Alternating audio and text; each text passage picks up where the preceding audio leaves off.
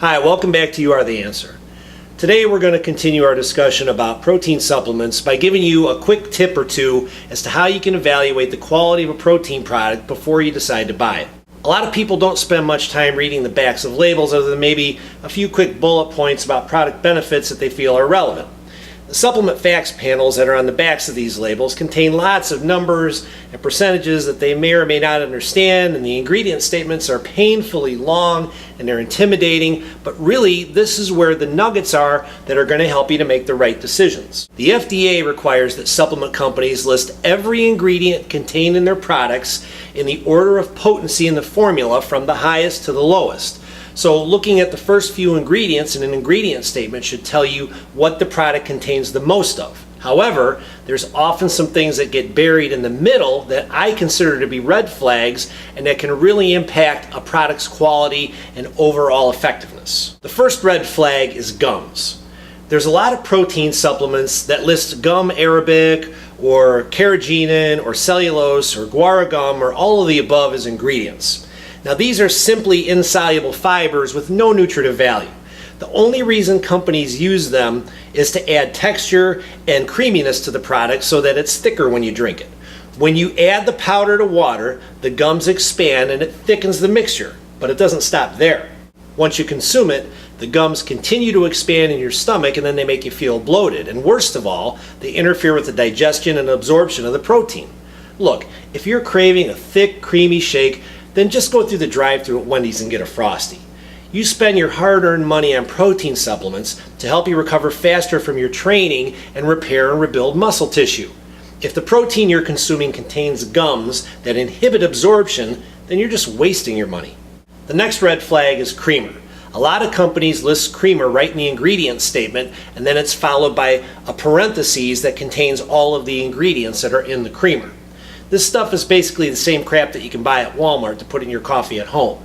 It usually contains hydrogenated sunflower oil as well as fructose corn syrup solids, and in addition to these two zinger ingredients, creamer also contains a number of artificial preservatives that'll give it more shelf life. Hydrogenated oils of any kind are unhealthy, and we've mentioned the shittiness of fructose and all its derivatives before. Basically the only thing that fructose does to your body is enlarge your fat cells. Doesn't that seem counterproductive to what you're trying to achieve? Lastly, there's proprietary blends. These are used by lots of companies with lots of products, and companies create these blends and then they give them fancy names to make them look all sciencey and legit, but really they use them to disguise the use of inferior quality ingredients in their formulas. Big Joe's secret MyoPro protein matrix is one that I've made up to illustrate my point.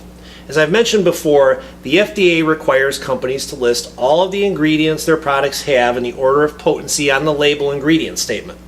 A proprietary blend has to appear on the ingredient statement based on its overall formula percentage, then followed by the actual ingredients of that blend listed in parentheses. However, the order of the ingredients in the parentheses is up to the company.